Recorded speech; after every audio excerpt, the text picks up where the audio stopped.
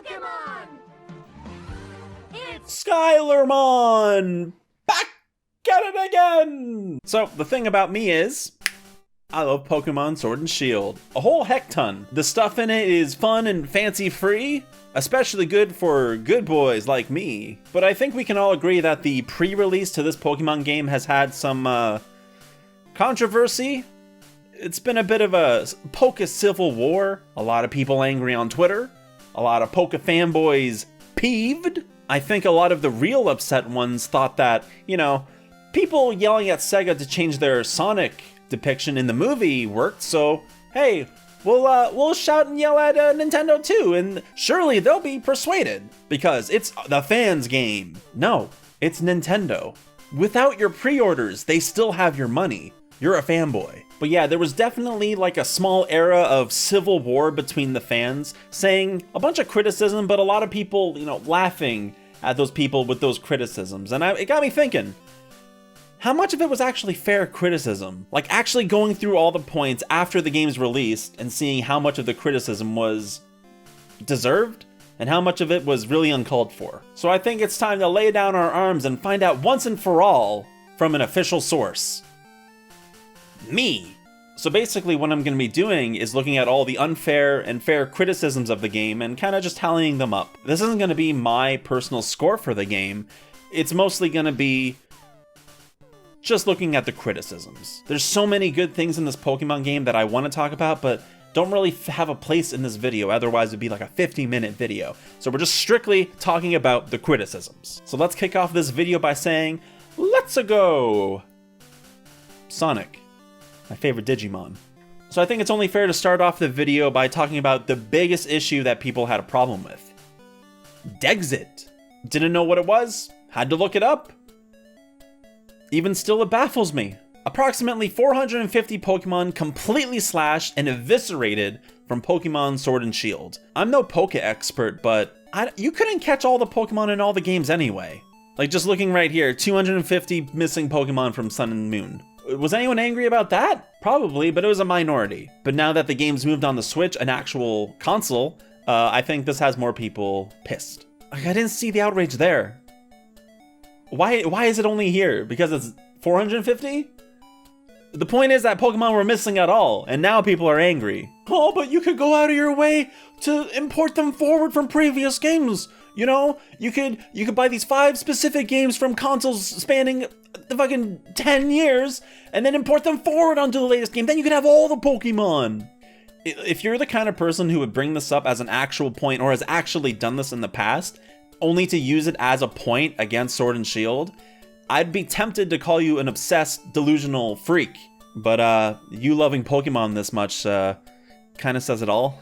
Another important thing to note is that there's almost 1,000 goddamn Pokemon nowadays. God help those animators and modelers who have to, you know, appease you and have every single Pokemon in addition to making new Pokemon. Those poor guys. But, you know, you don't care. I'm gonna have a bit of a boomer moment here and say that 150 was a shit ton. You use 6 of them at a time. Shut up! Like maybe an alt lineup for when you want to totally pwn a specific gym with your type advantages. What do you expect the Pokemon roster to look like in 5 years? And for them to still have all the Pokemon? You're off your goddamn rocker! Dexit is unfair criticism number 1. That's a point for unfair. You entitled pieces of shit. Now moving forward, the official Pokedudes were saying that the reason they slashed half the roster for this Pokemon game is because they wanted to put more love and effort into the animations and the models. So we're going to look at both of those separately and see if it was actually worth losing half of all the Pokemon to see if these were, you know, beneficial to the game. The visuals. A big compliment from me for the game would be the visuals of the actual attack animations most of the time. They look amazing most of the time. Just a lot of big explosions, crazy particle beams, you know, the earth shattering and rising up under enemies. And man, some of those Dynamax moves, they're beautiful. They look fucking fantastic. But you know, there's still some moves that are just little like hops up and down, or a nice little tail whip where the Pokemon just spins around and wiggles its little butt at you. They're not all breadwinners. You know, shrug. That's a shrug from me. Pokemon is also supposed to be a very simple, stylish, easy to understand, bright game that attracts, a lot of people in. That's what's gonna draw people in initially. But as fun and marvelous as some of the environments look in this game, a lot of it kind of has me wishing there was more detail in the backgrounds. Like, sometimes you'll see like a couple Wooloos rolling in the back, doing their own thing, and that's nice. Or like, there's also like a little factory off in the distance and the path is guarded by a little rope fence. That's okay. But most of the time, there's a lot to be desired. I feel like they could have had more stuff. It's trying to immerse you in this giant, whole new, amazing world, and there's just like a couple like mountains or like a couple factories. They're not that interesting to look at, but like, I want more. It's a little barren at times. Overall, for me, I would say that this is a fair criticism. The visuals are fine, they're serviceable, but for like the main Pokemon game on the latest console in 2019, no, that's fair. That's a fair criticism. Next up is the models, as in the models. A big thing some people were saying is that they just took a lot of the models from previous games and imported them forward. And to that, by itself, I do give that a pass. Most of the Pokemon are just blobs or bean shapes that are just kind of thrown together. How different can a Pikachu look from one game to the next, or a Ditto? You can pull them forward. That's not the end of the world. But the main point I want to make is that there's no way, even if they did pull the models forward from previous games, that they didn't touch them up even a little bit, or spruce them up in some little fashion to make it acceptable for a new game. To me, that's the smart thing to do. What does suck though is that there's a couple dodgy textures on just random areas in the game or on certain Pokemon. And it's not like a huge hindrance, but there's kind of no reason for it. But mostly I would say it's excusable. The models look fine. Overall though, I give the models a big pass. The wild area. The wildest area. It's wild. It's wild, wacky, and cool. Kind of.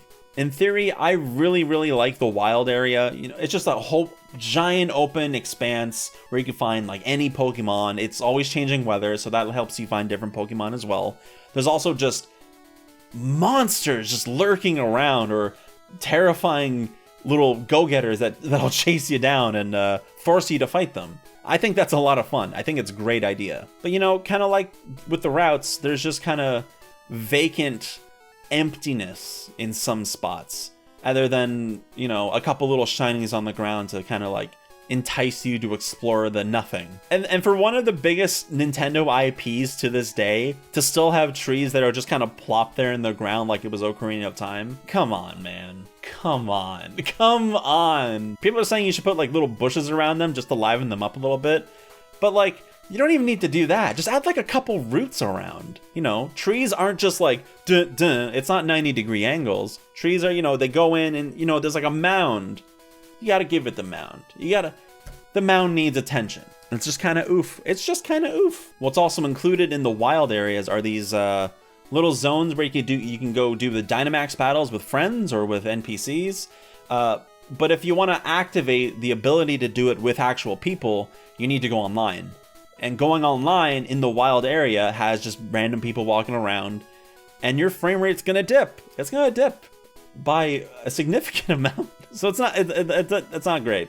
Also, for me personally, even getting to the Dynamax battles with the giant red beams shot up into the sky, it looks kind of gaudy. I don't really like the look of it. I kind of like just looking at the environment and seeing like all these lush trees, these bushes, the grass, the Pokemon walking around, the rivers, the sky. Not a million fucking beams in the air just ruining it all, ruining the entire environment. Like, it doesn't look like this wild, untamed area for you to explore. It just kind of looks like an event zone for you to go, dawdle about in. It detracts. It definitely detracts. Fair criticism. Wild area, fair criticism. Next up is the point of the game's length. And I just want to say this. Thank God. Thank God. Fucking Christ, dude. Oh my God. It's not filled with garbage filler crap that makes the game 4 times longer than it needs to be. The routes are so nice and concise to just travel through and at perfect length. And it's not that arduous to walk back to a Poke Center if you need to. The gyms are absolute fun romps, with each gym having its own unique challenge to get to the final, gym leader, with, trainers accented in there as well. They're all going to be the same type. So, you're just going to defeat them anyway, and it's just kind of a build up to the final gym challenge instead of fighting 20 guys of all the same Pokemon and then fighting the gym leader who also has the same goddamn Pokemon. You get like a million chances to fight against your rivals in the game. There isn't just one. You got Hop, you got Bidet, you got Marnie every once in a while, and her team Yell. They're always coming. And they don't stop coming, and they don't stop coming. It's always cranked. I'm actually in the middle of streaming the game right now, and from just streaming it and going at a very casual, comfy pace, it's taken me like 2.5 hours between gyms. And I think that's great. I think it's a perfect speed. I'm not just trying to level up my one starter and like a couple other Pokemon. I'm not even trying to just level up my entire team equally. I'm switching my Pokemon in and out so I can get a bunch of them and have them evolve as well, so I can actually work towards catching them all in the game. Like just having a variety of Pokemon that aren't all over level, that are at the level of the gym leaders and the trainers that I'm fighting, just to let me know like what speed I should be going at. It's perfect. It's just absolutely perfect. Like, I'm 25 hours into the game and I just got my 4th badge. Like, the day after the game came out, I heard people were beating it in 15 hours. It just got me thinking, you suck.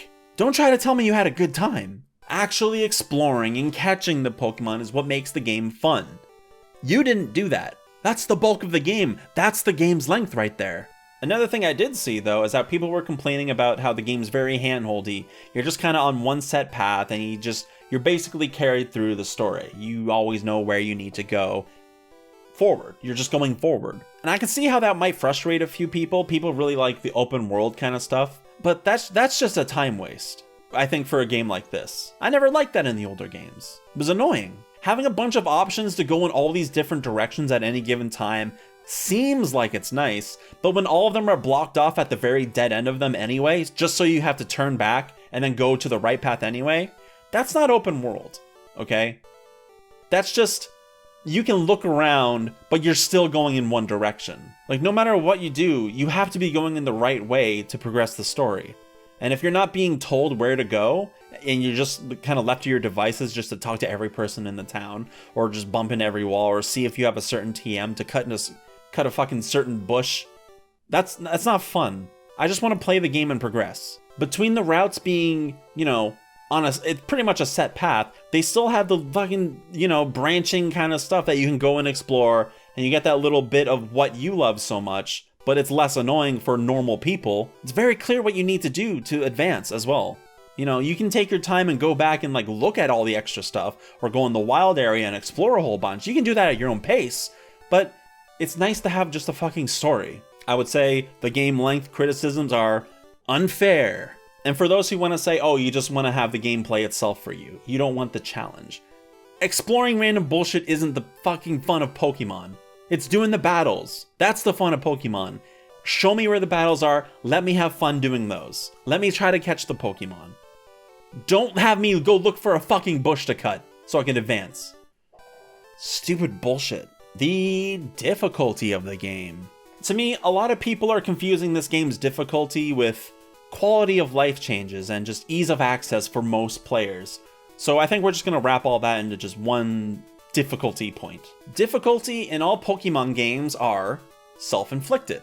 You get to choose the pace of the game, depending on how overleveled or underleveled you make your Pokemon. If you're playing the game, how the game has presented you with all these options and how to actually fully play the game, you're going to have a great time. It's going to be challenging and you're going to have a lot of fun.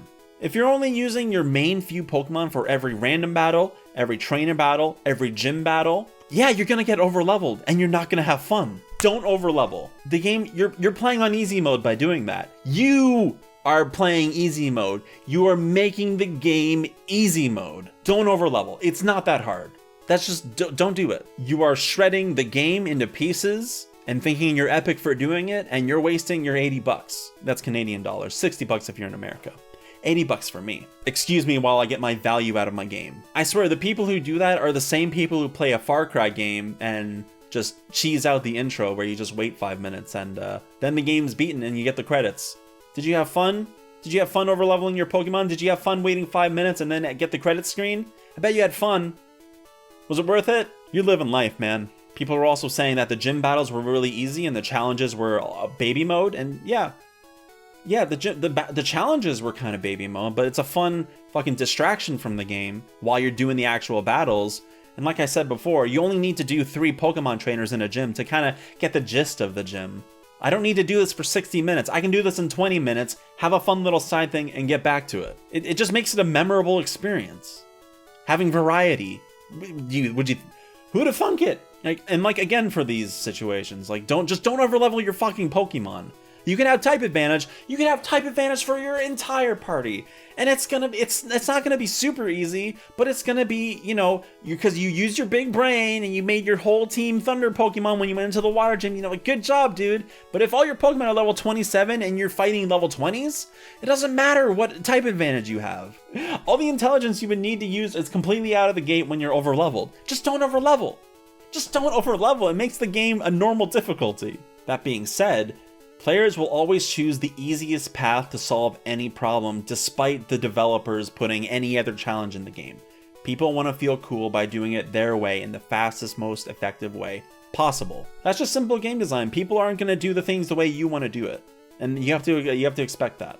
I think that's 1000% bullshit. If you die 5 times in a row in a modern Mario game, you're given the option to just have the super suit and just basically just fly over everything. You can't take any damage. You can just get to the end. Do you take that?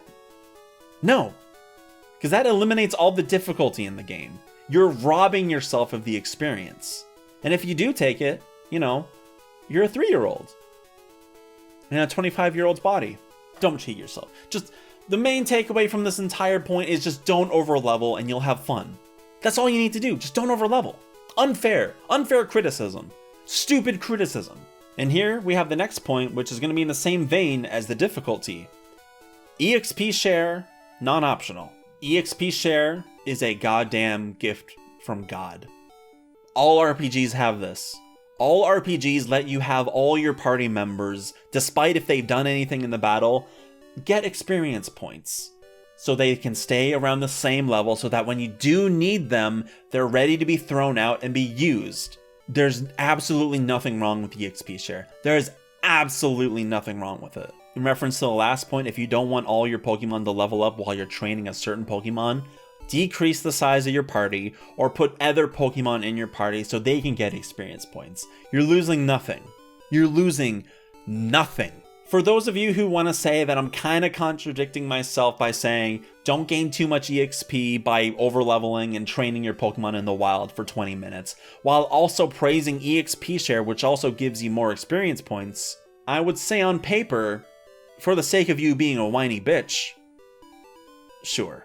But for someone like me, who's actually playing the game, having fun, deliberately trying to spread around the EXP to not just my main, not my party, up to 20 Pokemon that I'm interested in leveling up so that they're ready to use in the future, or I'm just interested in leveling up just for having them evolve, that's not going to be a bad point at all. EXP share only helps. It's only a positive. Unfair. Come on. Would it be nice to turn it off? Yeah, just so I don't have to hear you bitches complain. Yeah, have an option to turn it off. For most people, leave it on. Because you're contradicting yourself at this point. You want to do things the easy way, but you don't want EXP share?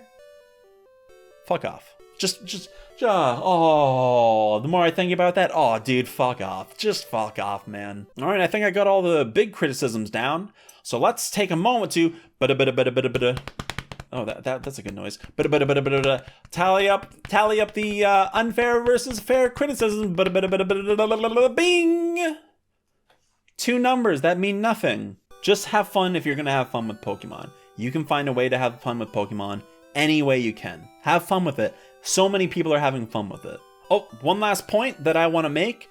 Some of you guys were angry about Charmander being in the game because he evolves eventually into Charizard, and he's kind of a figurehead for the Pokemon franchise. Not the main one, but he's a big one. And a lot of people were complaining about that, saying Charizard got in, how come Bulbasaur didn't get in? How come Ivysaur didn't get in? They're not as big as Charizard, right? And you're angry about Charizard being in just because he's kind of a bigger player. None of you are hating on Pikachu. You know, none of you are hating on Jigglypuff. I know you furry Lucario fans aren't mad about him being in Smash either. So how come all of a sudden Charizard can't have a little bit of fun, you know? Charizard's dope. He's like the best. He is the best. If you have a Venusaur and you love Venusaur, you know, that's fine and all, but you can't look at Charizard and say, damn, that's a Pokemon for a real Chad. Charizard is the most Chad Pokemon. Y'all Pokemon got cucked out of the game. You're mad. Stay mad. Hold the L. I will travel across the land, searching far and wide. Each Pokemon to understand the power that's inside. Pokemon, it's you and me. I know it's my destiny.